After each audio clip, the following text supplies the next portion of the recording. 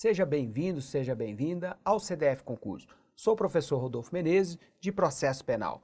Neste artigo, neste vídeo, você irá ver audiência de custódia. Então, olha o sumário na tela. Então, audiência de custódia, nós vamos ver finalidade, cabimento, prazo, objetivos, fundamentos legais e consequência da não realização. Então, iniciando, o que é audiência de custódia? É o ato processual de apresentação do preso perante o juiz competente, logo após a sua prisão. Então, após a prisão de determinada pessoa, essa pessoa deve ser conduzida à presença da autoridade judicial, do juiz. Então, isso que é a audiência de custódia, é a apresentação do preso à autoridade judicial, no tempo mais rápido possível. Então, vamos ver a finalidade. Qual é a finalidade dela?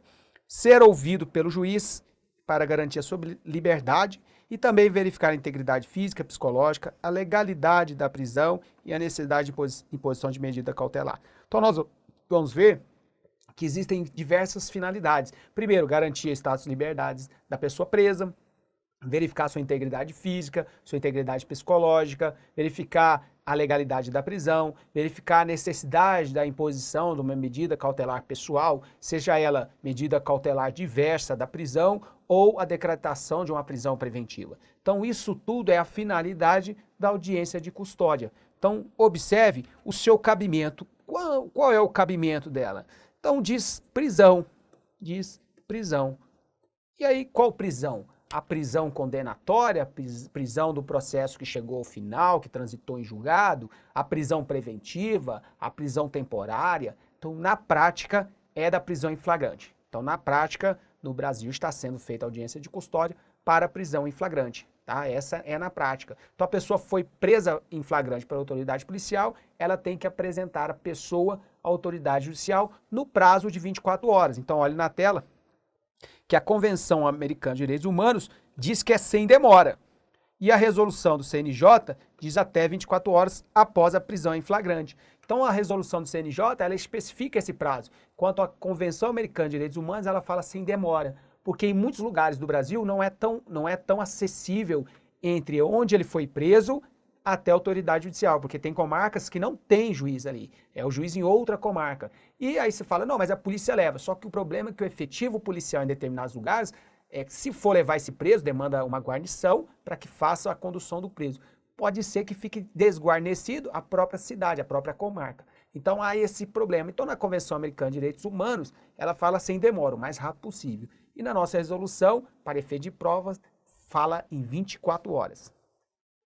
Objetivos, então, controle da legalidade da prisão, que se confunde até com as próprias finalidades, condições do preso e contato direto e pessoal entre o preso e o juiz. Então, o preso tem acesso ao juiz, ele pode falar alguma coisa ali sobre como foi essa prisão.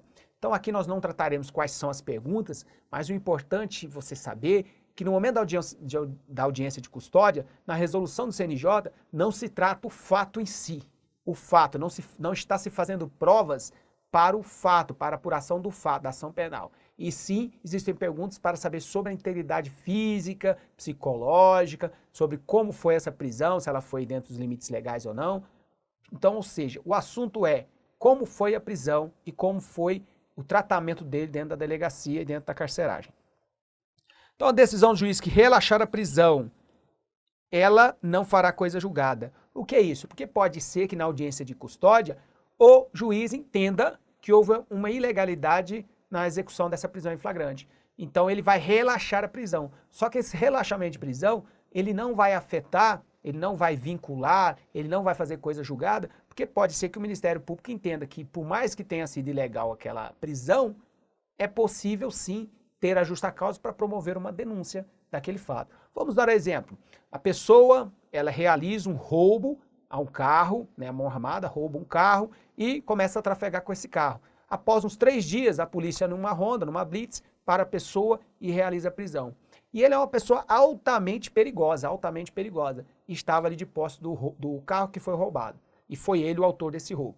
Então, como foi ele o autor desse roubo, ele não está em situação de flagrante. Mesmo assim, a autoridade policial resolve lavrar um flagrante para que ele fique na delegacia. No momento da audiência de custódia, o juiz vai verificar que não era situação de flagrante. Ele pode ser autor do crime, mas não estava em situação de flagrante. Então, neste caso, ele vai relaxar a prisão, o que não irá vincular as atividades, atribuições do Ministério Público ali no momento de oferecer ou não a denúncia, tá certo? Então isso é muito importante diferenciar.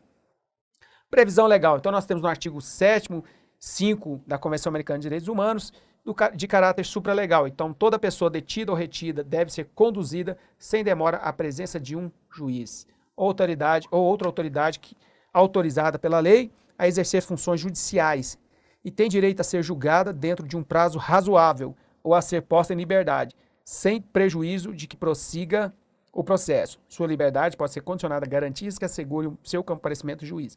Então nós vamos ver aqui, tem um prazo razoável. O que mais? Pode ser posta em liberdade, um dos dois, ou ela vai ser apresentada ou ela vai ser posta em liberdade. E sua liberdade pode ser condicionada a garantias que assegurem o seu comparecimento, tá certo? Então, existe a possibilidade de aplicação de outras medidas cautelares, que é tudo que prevê aqui nossa Convenção Americana de Direitos Humanos. Continuando, tem também natureza jurídica de quê? De direito fundamental do preso, conforme decidido na ADI 5240. Então, o direito fundamental do preso. Então, a audiência de custódia é um direito. Ele tem que ser realizada a audiência de custódia, certo? E aí nós vamos ver que o decreto também, 592/92, que trata do Pacto Internacional sobre Direitos Civis e Políticos, também prevê essa apresentação à autoridade judicial. E a nossa resolução 231/2015 do CNJ. Consequência da não realização. Nós falamos que ela é obrigatória. E se ela não for realizada? Quais são as consequências? Então vamos observar. Alguns entendem que gera ilegalidade da prisão. Seria um procedimento da prisão, seria uma parte do procedimento da prisão em flagrante. Então, parte da doutrina entende, não, então há uma ilegalidade, porque a partir de agora, a audiência de custódia faz parte do procedimento da prisão em flagrante. Essa corrente não é majoritária, mas existe essa discussão. A Corte Internacional, a Corte Interamericana de Direitos Humanos, ela diz, se não faz audiência, pode se colocar em liberdade. Por quê? Ela está se utilizando do próprio pacto, que diz o quê? Que ou a pessoa é colocada em liberdade ou é apresentado ao juiz. Então, essa é a decisão da corte. O STJ entende que o simples fato da não realização não tem o condão de nulidade da prisão preventiva. Então, a simples não realização de audiência de custódia não pode ensejar a nulidade da prisão preventiva que foi decretada pelo juiz. Então, imagine, no momento que ele recebe o APF, o auto de prisão em flagrante, ele converte em preventiva antes de realizar a audiência de custódia, sem realizar a audiência de custódia. Então ele fala aqui, né, o STJ entende que não é motivo de nulidade dessa preventiva a não realização da audiência de custódia. Continuando, a conversão da prisão em flagrante em preventiva supera a falta de realização, que é esse entendimento. O STF tem um entendimento diferente. Ele diz o seguinte, a conversão em preventiva não prejudica a realização. Então, neste fato, né, o STF ele não falou que era nula a prisão preventiva. Ele disse que a preventiva não retira o direito de apresentação à autoridade judicial. Ele quis dizer o seguinte, a autoridade judicial ela pode converter o flagrante em preventiva com base no APF, certo? Mas ela deve marcar audiência de custódia e deve receber o preso para ter o contato pessoal e escutar o que ele tem para falar sobre os quesitos que tem na resolução do CNJ. Então, agora, como isso foi cobrado em concurso? Como essas questões têm sido, utilizadas, têm sido cobradas pelo examinador? Vamos olhar a primeira questão. A audiência de custódia foi prevista na Constituição da República de 88, mas só foi implementada após mais de 2 décadas por decisão do Ministério da Justiça. Está errado, não há previsão na Constituição. Tem por objetivo tanto a garantia dos direitos fundamentais da pessoa que foi presa em flagrante, quanto a prevenção da tortura e maus-tratos no momento da prisão. Correto? Então, há 2 previsões, a garantia da liberdade dele e a garantia que não vai haver maus-tratos. Pode ser dispensado se houver indício de que a pessoa presa tem transtorno mental. Não, aqui não há esse requisito que exclui a necessidade da audiência de custódia. Então, essa está equivocada. Tem sua realização em caráter opcional, pois não há lei que o regule. Não, a jurisprudência entendeu que o caráter é obrigatório. Então, o STF decidiu na DI que é obrigatório a realização da audiência de custódia. Pode ser realizado no prazo de até 10 dias, em caso de crime grave. Não. A nossa resolução diz que é 24 horas e não diz qual é o tipo de crime. Então, nós temos a resposta, é a letra B. Na audiência de custódia, caso não tenha advogado particular, Walter, que é baseado no texto associado, que não fará diferença, Walter poderá contar com a assistência de defensor público, que acompanhará o ato na presença do juiz, do promotor, do secretário de audiência e dos policiais que promoveram a prisão. Então está errado. E por que está errado? Todos os atores ali estarão presentes, exceto os policiais que realizaram a prisão. Esses não podem estar dentro da sala. Então está aqui, os policiais que promovem a prisão não podem estar na sala de audiência de custódia.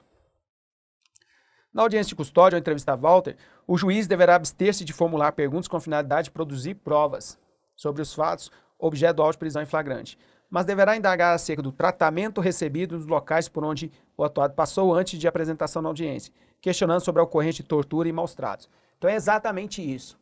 O juiz ele não vai perguntar sobre os fatos, ele não está fazendo prova para ação penal, não é isso. É a respeito, ele vai tratar sobre se a prisão foi legal e se houve maus-tratos a esse preso, no momento da prisão ou no momento em que ele ficou encarcerado. Então ele está tratando aqui de tortura, maus-tratos, ele quer saber isso, ok? Então nós temos aqui certo a resposta, vamos para a próxima. A audiência de custódia tem natureza jurídica de direito fundamental do preso, que está no artigo 5º, parágrafo 2º da Constituição Federal, combinado com o artigo 7º, 5 do Pacto de São José da Costa Rica e artigo 9º, 3 do Pacto Internacional de Direitos Civis e Políticos, tendo o STF reconhecido o Instituto ao julgar a DI 5240, afirmando como direito fundamental do preso ser levado sem demora à autoridade judicial. Você pode ver que essa questão ela trouxe vários dispositivos ali, fez a concatenação das ideias, falou da DI, tá certo? Então é certa essa resposta, ela traz muitas informações importantes. Chegamos ao final desse tema, que é a audiência de custódia, e você entendeu as características básicas que são cobradas pelo examinador em provas de concurso. Para se aprofundar mais um pouco, acesse nosso artigo escrito sobre o tema e as nossas redes sociais. Um abraço e aguardo você até o próximo vídeo.